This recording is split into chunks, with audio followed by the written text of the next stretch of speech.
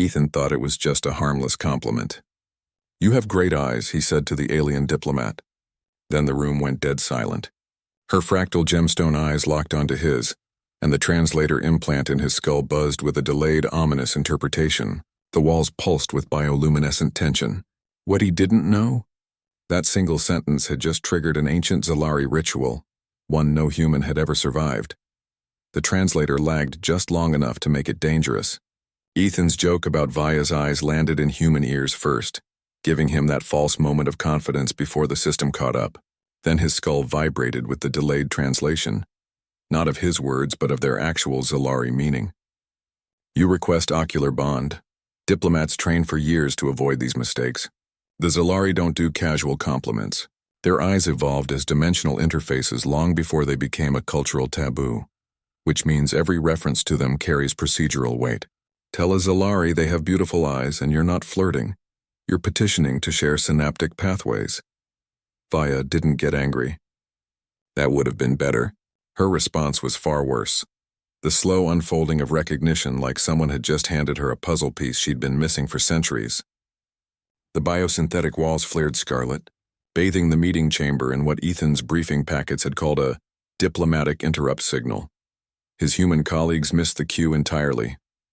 "You see them?" Vaya whispered. Her entourage reacted first. 12 gemstone-eyed ambassadors went rigid as their neural clusters synchronized. Conference tablets clattered to the floor as their owners stopped pretending to be biological.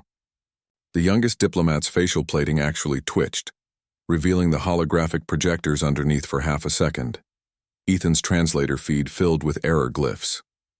Protocol demanded he retract the statement immediately, but the damage was done.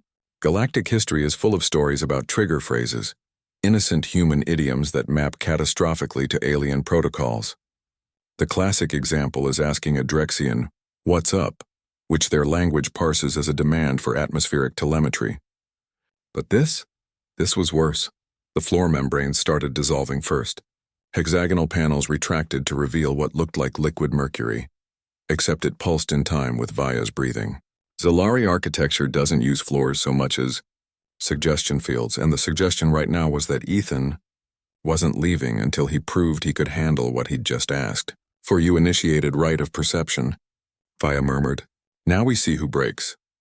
First contact specialists have a saying, if the walls change color, stop talking." Ethan had about 3 seconds to realize he should have listened. The liquid floor surged upward in tendrils and the trial began. The decorative gems along Vaya's collarbone had always moved, Ethan realized, but he'd written it off as some alien fashion choice. Now they swiveled in unison, each one locking onto him with mechanical precision. Her emerald skin rippled like disturbed water. Something underneath was waking up. A wet, organic sound filled the chamber as Vaya's arms split open along seams Ethan hadn't noticed before. Hundreds of eyes bloomed across her exposed muscle tissue, none of them blinking in sync. Some eyes were mammalian, others reptilian. At least 3 were geometries that made his optic nerves ache just to process. The Zalari don't have faces so much as suggestion fields. What you see depends entirely on which dimensions your brain can filter out.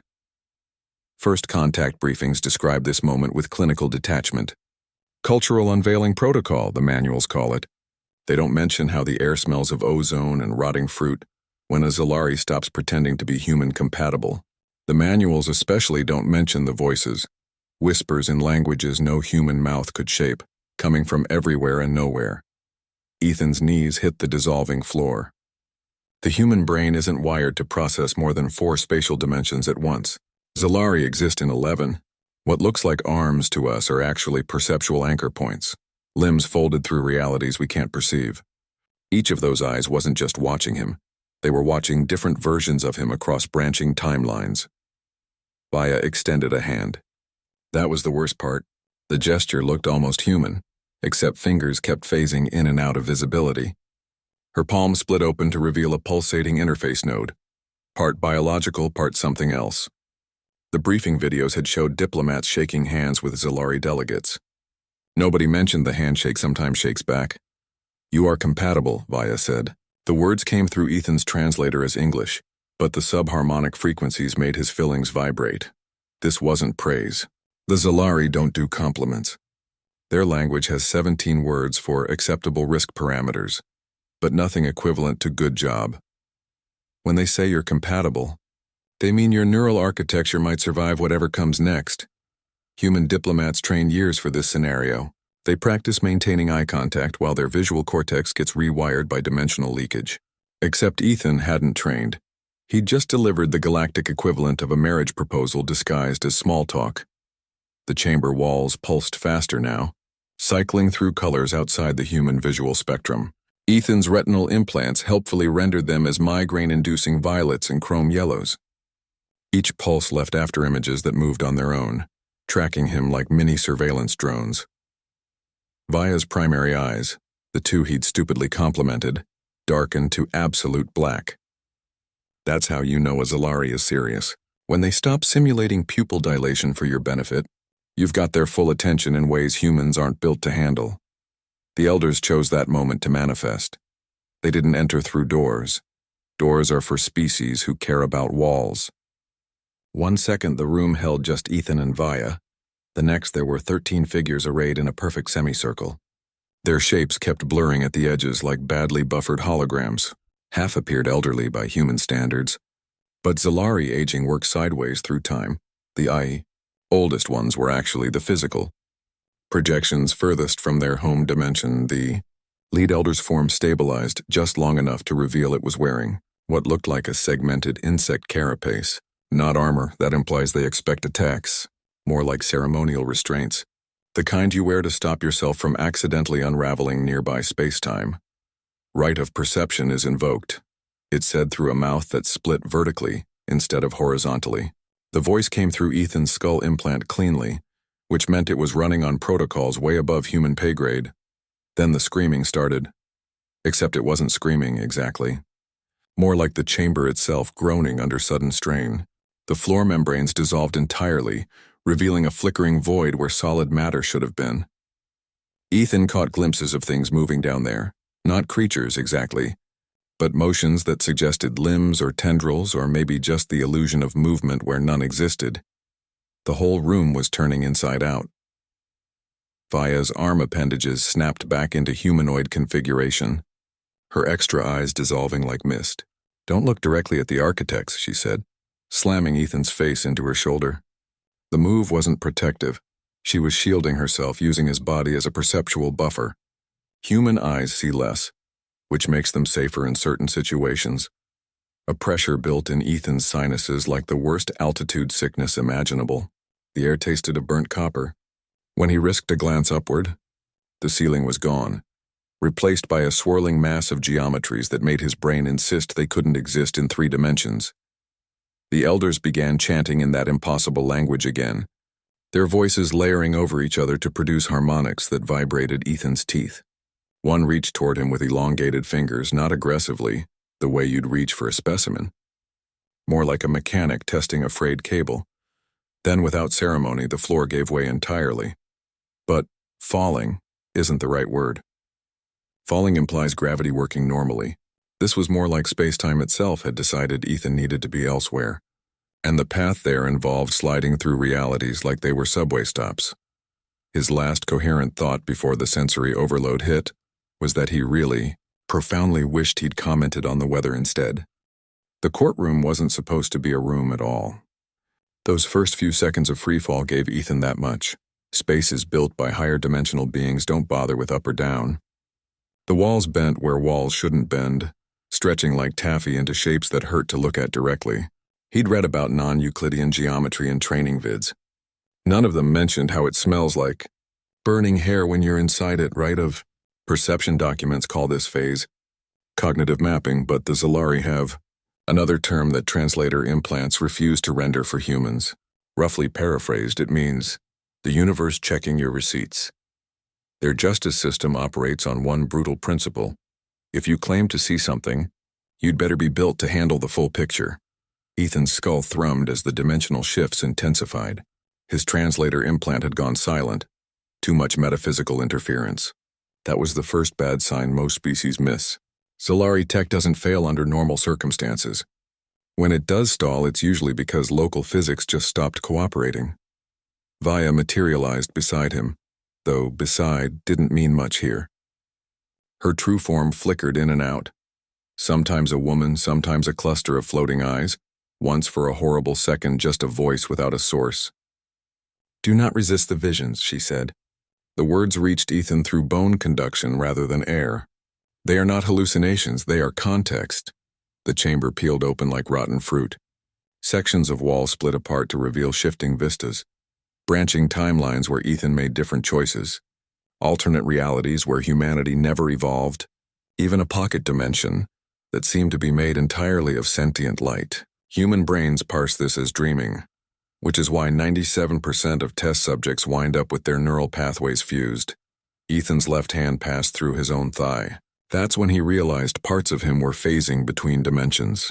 His briefing materials had described dimensional bleed as temporary spatial ambiguity.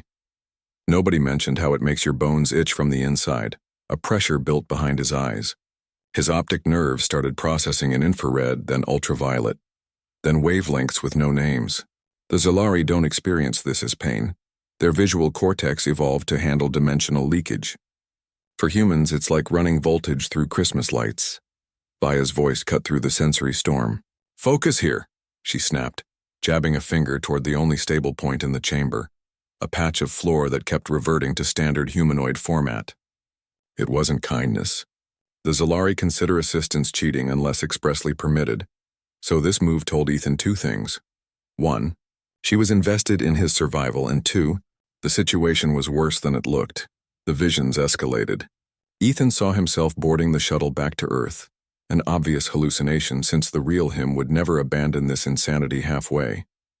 Another version showed his corpse floating in void space with fresh bloom fractures across his face. The worst one starred an Ethan who'd passed the test. That one smiled with too many teeth while reality itself unraveled behind him. Human psychology breaks in predictable ways under dimensional stress. First comes the denial phase where your brain insists none of this is real. That lasts until the walls start whispering your childhood memories back at you in languages you've never heard. For Ethan, the breaking point came when he spotted his mother in one of the time fractures. Except it wasn't her, just some smiling thing wearing her face like a mask. Chaos reigned supreme. The chamber walls sprouted new eyes by the second, some biological, some mechanical, some sporting pupils that changed shape when Ethan moved. Each one delivered fresh information directly into his optic nerve without the buffer of a retina. His nose bled freely now from the neural overload. Vaya stopped pretending to be human entirely. Her form resolved into a column of cascading light interspersed with what looked like Damascus steel tendons. The Zalari surrender corporeal form when concentrating hard, something about conserving processing power. Her central mass pulsed in time with Ethan's erratic heartbeat. "No human has cleared this phase," she announced. The words vibrated through Ethan's teeth. "Your neurochemistry lacks the necessary dampeners." But the trial wasn't listening. The architecture responded with fresh assaults, new timelines blooming like poisonous flowers. One showed Earth as a smoking ruin. Another depicted Ethan clawing his eyes out in some sterile medical bay. The visions weren't predictions so much as stress tests. The chamber kept probing until it found whatever horror would crack him. Then came the Watchers. Ethan didn't see them so much as sensed their presence between the timelines. Cold, patient things that regarded his suffering with detached interest. Their attention left streaks across his vision like after-images from camera flashes. Wherever they focused, the air shimmered with unnatural heat. Vaya reacted immediately. She snapped back into humanoid form, her movement stiff with panic. "Do not acknowledge them," she warned, physically turning Ethan's head away. Even through the chaos, he caught her subharmonics bleeding through. Frequencies no human throat can replicate. Too late. The Watchers noticed. The temperature plunged. Ethan's breath fogged despite the chamber having no atmosphere to speak of. His teeth chattered hard enough to chip enamel. Somewhere beyond the collapsing walls, something vast and hungry stirred. Vaya abandoned protocol completely. She grabbed Ethan with 4 arms he hadn't noticed before, dragging him toward what passed for an exit here. The move should have disqualified them both. Right of perception demands solo endurance, but survival instincts override decorum every time. "Run," she ordered. Not in English. Not in any language. The word bypassed his ears entirely, etching itself into his motor cortex. His legs moved before he registered the command. The watchers followed. Reality buckled around them as they fled. Walls melted into floors. Time stuttered like bad film stock. Ethan's body phased in and out of sync with local physics. 1 second corporeal, the next barely there at all. His shoes left glowing footprints that evaporated seconds later, somewhere beyond the chaos the elders observed. Their judgment wouldn't come in words or gestures, but in whether either of them made it out whole. The exit wasn't a door, more like a tear in space-time barely large enough to squeeze through. Faya shoved Ethan toward it without ceremony. Her form flickered wildly now, cycling through a dozen species worth of emergency response protocols. He tumbled through into blinding white light. For one terrifying moment, Ethan realized the trial wasn't done with him. Then gravity reasserted itself with brutal force, slamming him onto cold metal plating. The air smelled like recycled oxygen and burning circuits. Faya collapsed beside him, her human disguise in tatters. Bioluminescent fluid leaked from her nose and ears, the Zalari equivalent of a concussion. Behind them, the rift snapped shut with a sound like bones breaking. Whatever watched from between the timelines would have to wait. The right of perception got its answer. For better or worse, Ethan had seen and survived. Faya hacked up something that sizzled on the deck plating. "Congratulations," she wheezed. Now the real problems start. The floor stopped pretending to be solid. One moment, Ethan stood on polished alloy plating. The next, he was knee-deep in liquid mercury that wasn't mercury at all. The surface rippled with images, not reflections, but live feeds of alternative realities. His own face stared back at him from a dozen angles, each version making different choices. One Ethan turned down the diplomatic assignment. Another shot himself in the head preemptively. The feedback loop hit before his brain could filter the overload. Solari architecture never stops moving. What humans mistake for walls are actually dimensional buffers, living tissue that absorbs stray thoughts and repurposes them as construction materials. The chamber pulsed in time with Ethan's heartbeat now, expanding and contracting like a lung. Rib-like support beams curled inward whenever he blinked. Nobody had explained this part during orientation.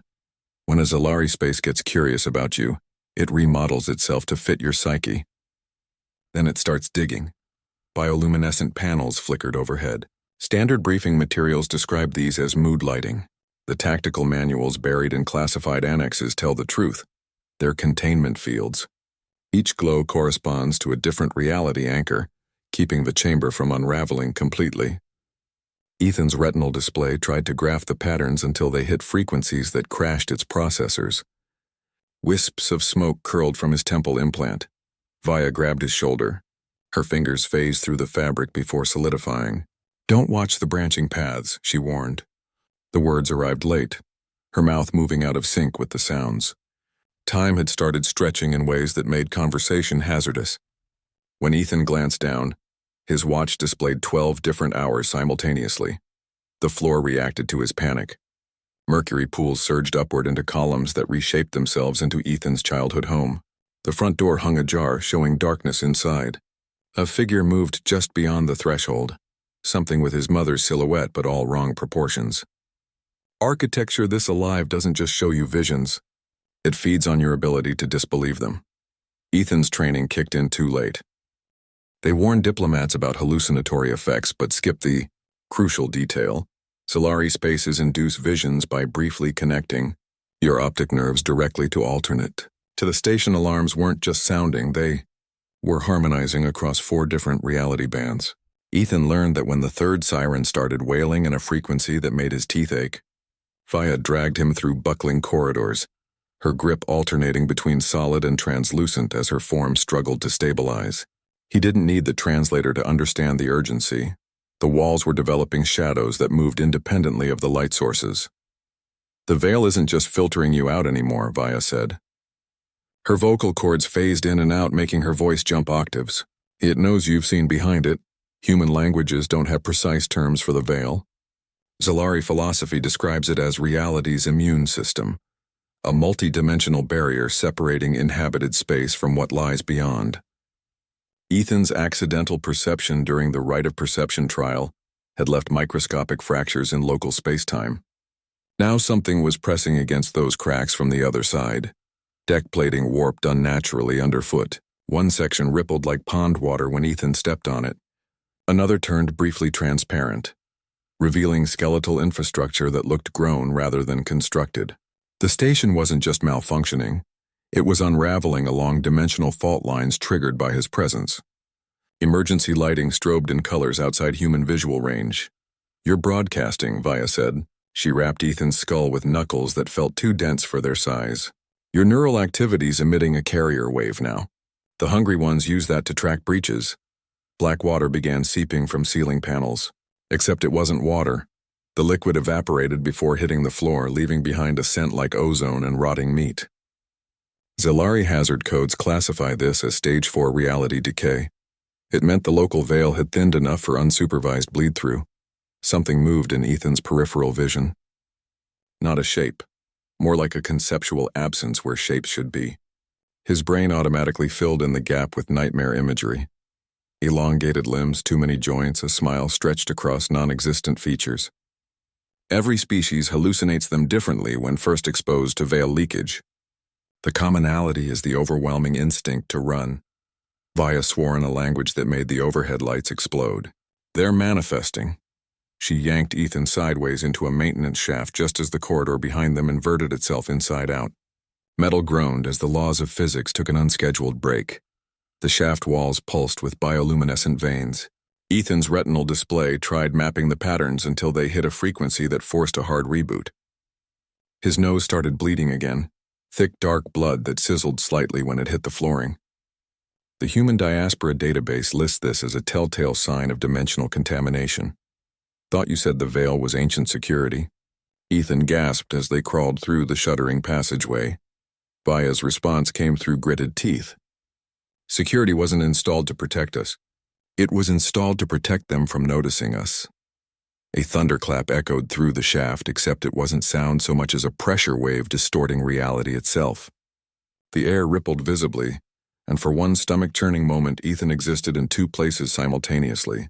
He felt himself standing in the corridor while still crawling forward, experiencing both perspectives before snapping back into singularity, with enough force to crack a molar. The station's AI chose that moment to chime in via their implants.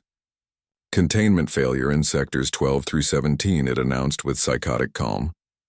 "All personnel are advised to—" The message cut off as another distortion wave hit. This time when the AI resumed, its voice had gained harmonics that didn't belong to any machine. "The eye that sees is the eye that hungers." Vaya tore her implant out and crushed it underfoot. Blue-black fluid leaked from the socket where it had been embedded. "We're out of time." The maintenance shaft terminated at a service elevator that shouldn't have been operational.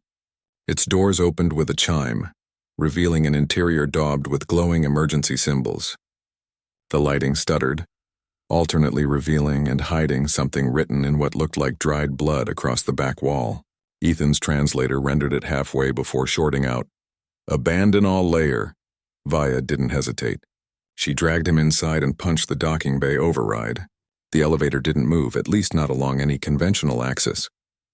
Ethan's inner ear reported 7 conflicting directions of motion simultaneously. His stomach didn't so much lurch as fold itself inside out 3 times. Then the doors opened onto pure chaos. Docking bay gamma had been compromised. Half the ceiling was missing, replaced by a swirling void that crackled with unnatural lightning. 3 crew members floated motionless near the breach, their bodies twisted into impossible spirals. The remaining Zilari were abandoning ship with the efficiency of a species that had practiced this scenario for millennia. Escape pods launched in precise sequence even as the deck plates buckled beneath them. "Only one ship left that can outrun them," Vaya said, pointing to a sleek cutter docked at Bay 12. Its hull shimmered like heat haze, active camouflage trying to compensate for unfolding reality. Ethan's legs nearly gave out when he saw what stood between them and the ship. The space looked empty at first glance. Then you noticed the defects, areas where light bent wrong, where shadows didn't match their sources. One patch of flooring was visibly older than its surroundings, the metal pitted and rusted despite being alloy. Another section contained a perfect humanoid silhouette burned into the bulkhead, some poor bastard who hadn't moved fast enough during a prior breach. Vaya pressed a sidearm into Ethan's hand. The weapon felt disturbingly organic, its grip pulsing faintly. "Don't aim directly at them," she instructed. Aim where they're about to be. They ran for the cutter. Ethan's vision doubled twice, first showing him reaching the ship safely, then showing his corpse floating in the void. The possible outcomes seemed to flicker with each step. The pistol thrummed in his grip, its targeting system painting vague outlines where his eyes refused to focus. Something reached for them, not with limbs, those are constructs of three-dimensional thinking, but with the conceptual equivalent of hunger given form. The air screamed where it passed. Ethan fired without conscious thought, the weapon discharging a pulse that folded space-time around its trajectory. The shot detonated 6 feet ahead, creating a brief singularity that slurped nearby reality inward like water down a drain. The hungry thing recoiled, not from pain but from the temporal turbulence. Vaya didn't waste the opening. She all but threw Ethan up the cutter's ramp before diving after him. The ship's interior looked partially liquefied. Control consoles bled viscous fluid across the deck. The viewport showed multiple contradictory scenarios, empty space in one glance, a wall of teeth in the next. Vaya slammed the hatch controls, which sparked but cooperated. Then she vaulted into the pilot's chair and started the launch sequence with hands that weren't entirely there anymore. Brace, she warned, 1 second before the cutter tore, free of its moorings with enough force to shear the docking clamps. Acceleration pressed Ethan into his seat as the tiny ship arrowed toward the bay doors, which were busy attempting to become a Klein bottle. Warning klaxons blared as the station's AI made increasingly less sense over comms. The cutter pierced the containment field, just as the bay dissolved entirely behind them. Ethan watched through rear cameras as docking bay Gamma inverted itself through 6 spatial dimensions before collapsing into a singularity. The station's last transmission was a burst of static that somehow formed words. Received acknowledge. Layer 7 protocol initiated. Then they were in void space, the cutter's engines howling under full emergency burn. Vaya's hands moved across controls with desperate precision, executing jumps her species normally forbids outside controlled conditions. The nav computer shorted out halfway through plotting the third course correction, leaving them running blind. Ethan's skull throbbed in time with the ship's damaged drive core. Each pulse left his vision frayed at the edges, like reality itself was unraveling around him. Dimensional contamination tends to jump from structures to organisms when containment fails. His left hand kept phasing in and out of sync with local time, solid one moment, translucent the next. Vaya didn't look much better. Her human disguise had degraded beyond repair, revealing the underlying biomechanical systems. Bioluminescent fluid leaked from multiple joints, staining her makeshift flight suit. Her left eye had fractured into 3 smaller versions of itself, each pupil tracking different readouts on the dashboard.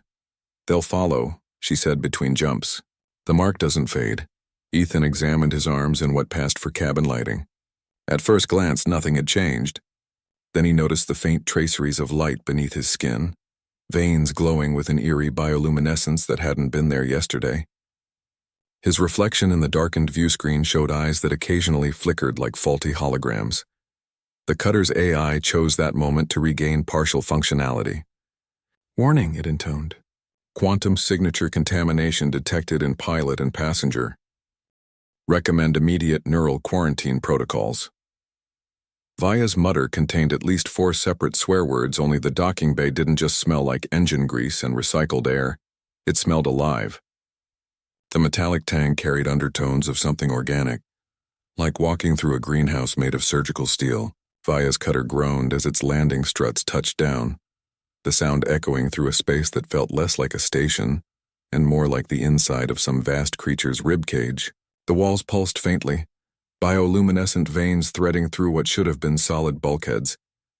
"You get used to the smell," said a voice from the shadows. "Takes about 6 months. Or you go insane. Either works." Malcolm stepped into the dim light holding a half-dismantled plasma torch. He looked like someone who hadn't slept since before the war. Gray streaked through his beard, dark circles under eyes that held too much knowledge for any human face. His left hand kept twitching, fingers flexing in patterns that didn't match any known muscle spasm. The station apparently provided clean clothes, but his shirt had a ragged hole over the sternum, where the fabric refused to stay woven. The ceiling dripped. Not water, something thicker that evaporated before hitting the deck. Ethan's boots stuck slightly with each step as they approached. Up close, Malcolm's pupils weren't round anymore. They'd taken on a jagged starburst shape that caught the light wrong. Another idiot who saw too much, Malcolm said by way of greeting. He didn't offer to shake hands.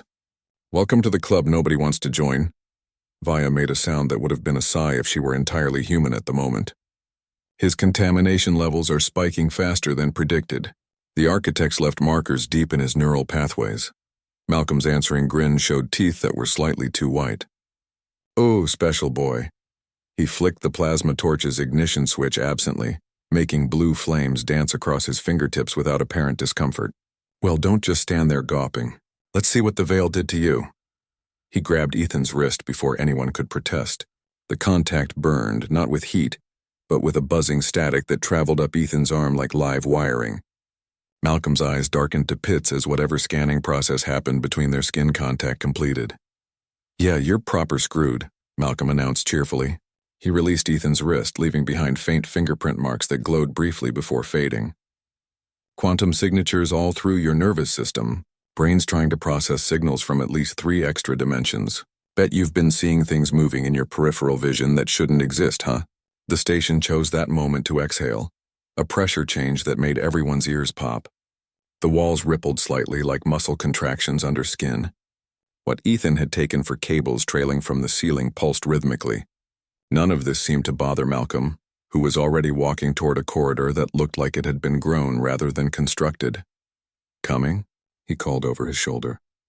Or do you two lovebirds need a private moment to discuss how monumentally screwed you are? The corridor walls had a fibrous texture when Ethan brushed against them. Not metal, not quite organic either. Sections peeled back as they passed, revealing glimpses of inner mechanisms that used fluid dynamics instead of circuitry. The lighting came from bioluminescent nodules that swiveled to track movement. Malcolm navigated the twists and turns without hesitation, occasionally slapping a wall panel that hissed in response. Don't touch anything that looks important, he advised. Ship gets testy about unauthorized poking. Ethan's retinal display kept trying and failing to map their route. The layout defied standard spatial reasoning. Corridors bent at impossible angles. Some passages seemed to loop back on themselves despite going in straight lines, and twice they passed through hatches that only appeared when Malcolm made a specific hand gesture. The air grew thicker with each turn, pressing against Ethan's skin like invisible hands testing his boundaries. Malcolm's quarters looked like a bomb had gone off in a laboratory. Half-assembled devices covered every surface, their designs unrecognizable. One wall displayed a shifting fractal pattern that somehow also functioned as a star chart. The bed, if you could call the suspended web of glowing fibers a bed, pulsed faintly in time with Malcolm's heartbeat. You live here? Ethan asked. Malcolm kicked a pile of components aside to clear floor space. Lived in worse, he tapped his temple. Like my own skull, for instance. That gets real crowded these days. Vaya positioned herself near the door, her posture suggesting she'd rather be anywhere else. He needs to understand his options. Yeah. Malcolm rummaged through a locker and produced 2 glasses and a bottle filled with liquid that moved with physics all its own. First, the good news. You're not going to die immediately. He poured a measure that slithered up the sides of the glass before settling. Probably the bad news? What's happening to you isn't contamination. It's evolution. The drink tasted like peppered lightning. Ethan coughed as it hit his throat, the burn trailing down into his stomach where it kept tingling. Malcolm smirked and downed his own glass in one practiced motion. See, normal humans? Malcolm wiped his mouth with the back of his hand. Your brains filter out like 99% of reality, built-in spam blockers. What you're experiencing now is what happens when those filters fail permanently. He tapped the side of his starburst eye. The veil isn't just hiding things from us, it's protecting our squishy monkey brains from seeing the full picture. Ethan's left hand chose that moment to phase halfway through the glass. The liquid sloshed against suddenly intangible fingers before everything snapped back to solidity. Malcolm nodded like a doctor confirming symptoms. Yeah, that keeps happening. You'll learn to control it, maybe. He leaned forward, suddenly intense. Here's the kicker, what you call hallucinations. Those are just your brain struggling to interpret signals it wasn't meant to process. The moving shadows? The voices from nowhere? All real, just not in ways that make sense to our limited hardware. The station rumbled around them, a sound that vibrated through bones rather than air. Several devices on Malcolm's workbench activated spontaneously. their displays showing rapid-fire images too fast for conscious processing. Malcolm ignored them, his gaze locked on Ethan. "Now here comes the fun part," he said, all trace of humor gone. "You've got two choices. One," he held up a finger that briefly split into three before reforming. "We scramble your neural pathways hard enough that the filters mostly re-engage. You'll forget most of what you saw, still get occasional bleed through, but you can pass for normal with enough meds." Via shifted by the door. "The survival rate for neural scrubbing is a whopping 27%, yeah," Malcolm finished. His grin came back, sharp as broken glass. "Option 2? We train you to handle what's leaking through the cracks in your skull." He snapped his fingers, not a normal snap, but a movement that left after images trailing through the air. Of course, that path's only got about a 12% survival rate long-term. But hey, if you beat the odds, you get some neat party tricks. As if to demonstrate, Malcolm's form blurred momentarily. Not like a hologram glitching, more like reality itself couldn't decide which version of him to display. When he solidified again, he held Ethan's glass despite never having moved from his seat. The liquid inside had turned a different color. "Blinking," Malcolm said, swirling the drink. "Takes practice. Mess it up and you might leave an arm in the fourth dimension, or worse." The fractal star chart on the wall suddenly reconfigured to show a pulsing red dot near what might have been galactic center. Malcolm glanced at it and sighed. "Speaking of worse, the Watchers are still sniffing around. Guess they like the taste of you." Ethan's skin prickled. The sensation wasn't entirely unpleasant. More like the pins and needles before a limb falls asleep, except spreading through his entire nervous system. He flexed his fingers and watched tiny sparks of unfamiliar energy dance between them. "You're saying my brain's rewiring itself?" Malcolm snorted. "More like the universe is rewiring your brain. Subtle difference." He leaned back until the webbed caught him, suspending his weight effortlessly. "Those anomalies in your quantum signature? That's not damage. That's your meat starting to process what was always there." The station's ambient light shifted toward the red spectrum. Something in the walls made a sound distressingly close to chewing. Malcolm didn't seem concerned, but Via's posture stiffened further. "They're getting closer," she murmured. Yeah. Malcolm waved a hand that left faint traceries in the air. "We've got hours before—" His head snapped toward Ethan suddenly. "Wait, did you see them? The architects?" The question landed like a punch. Ethan's pulse thundered in suddenly too tight veins. "In the trial chamber. Just glimpses." Malcolm's entire demeanor changed. The casual sarcasm burned away by something colder. He was suddenly across the room without having stood, gripping Ethan's chin to examine his eyes with clinical precision. His breath smelled like ozone and old blood. "How many fingers did they have?" he demanded. I don't think." Ethan jerked back instinctively, but Malcolm's grip held like a vice. The memory surged forward unbidden, those impossible limbs bifurcating infinitely at the tips. "Too many, they kept splitting." Malcolm released him with a sound that might have been. The medical bay wasn't sterile. That was the first red flag. Normal sick bays smell like antiseptic and recycled air. This one smelled like burnt copper and something vegetal. The walls lined with pulsing organic interfaces that twitched whenever someone moved too fast. Ethan sat on an examination table that kept trying to adjust to his body shape, the surface going alternately too hard and too soft beneath him. "So here's the menu," Malcolm said, leaning against a console that looked grown rather than built. "Option 1. We fry your synapses until your brain stops registering dimensional anomalies. You forget most of what you saw. Live a nice normal life, occasionally waking up screaming about things you can't describe."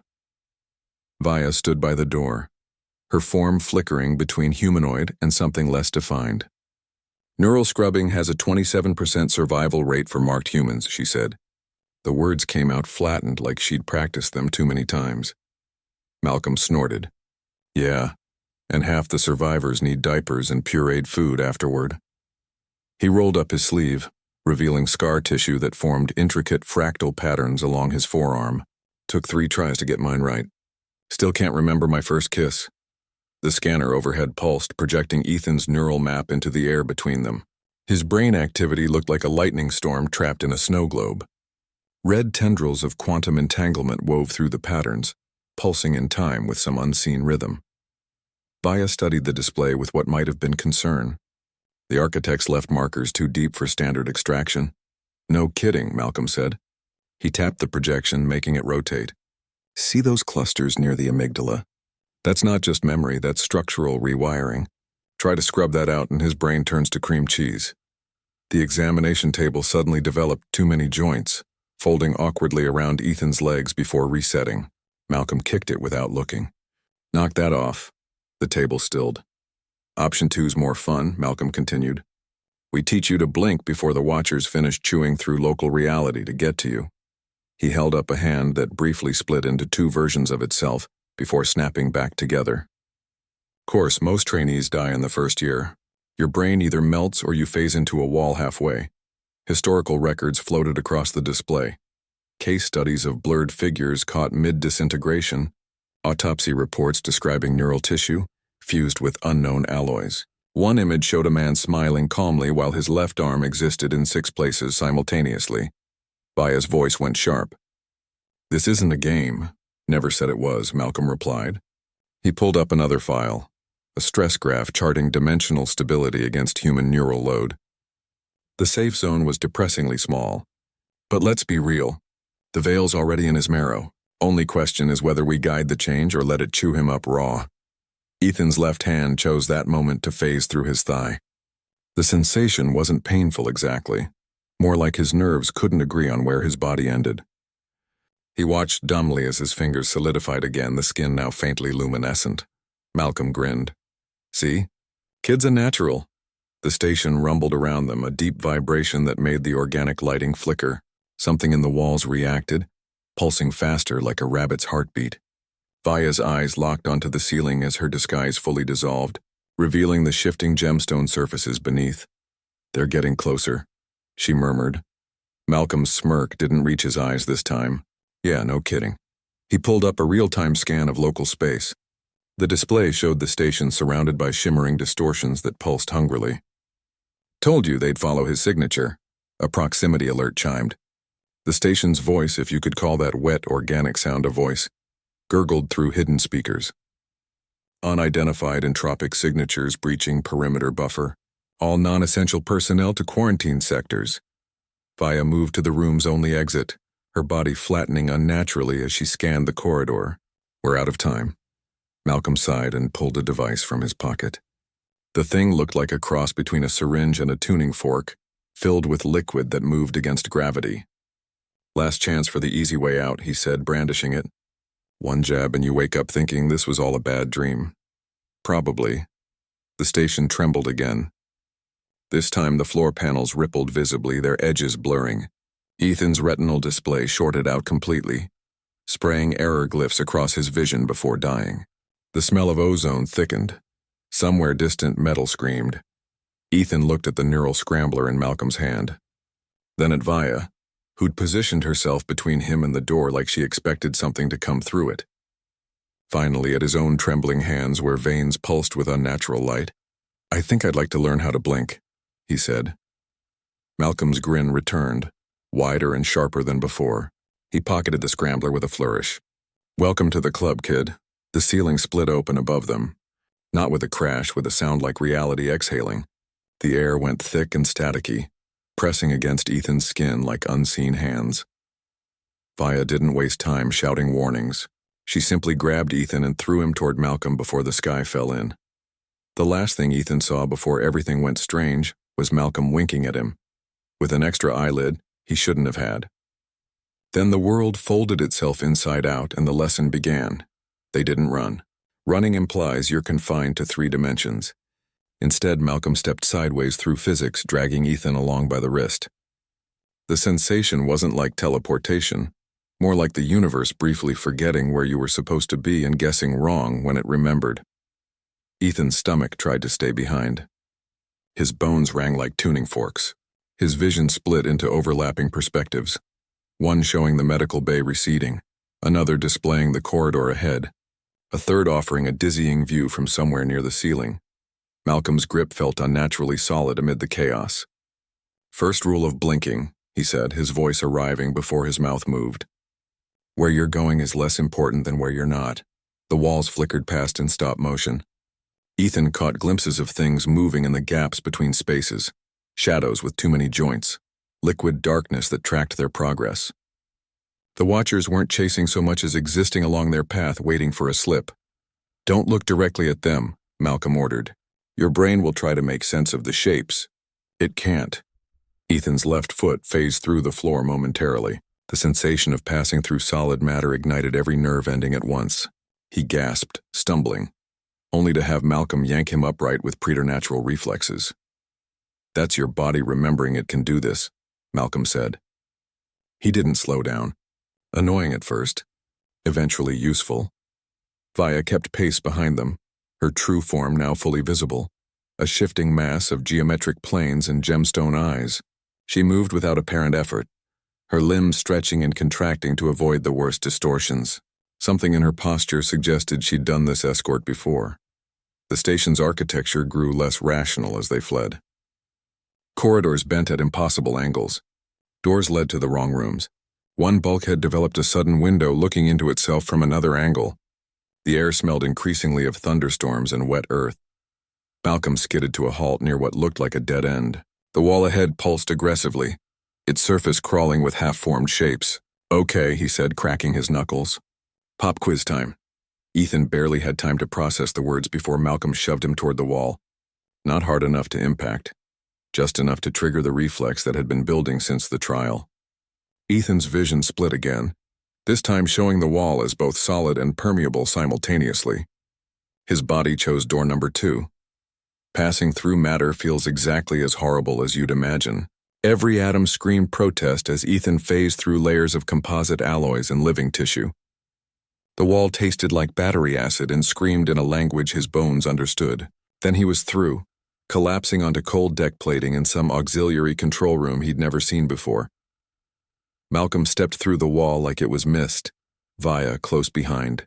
"Not bad for a first try," he said, hauling Ethan upright. "You only left 6% of your liver behind." Ethan coughed up something fluorescent. "That's not funny." Wasn't joking. Malcolm tapped a display screen that woke reluctantly, showing exterior camera feeds.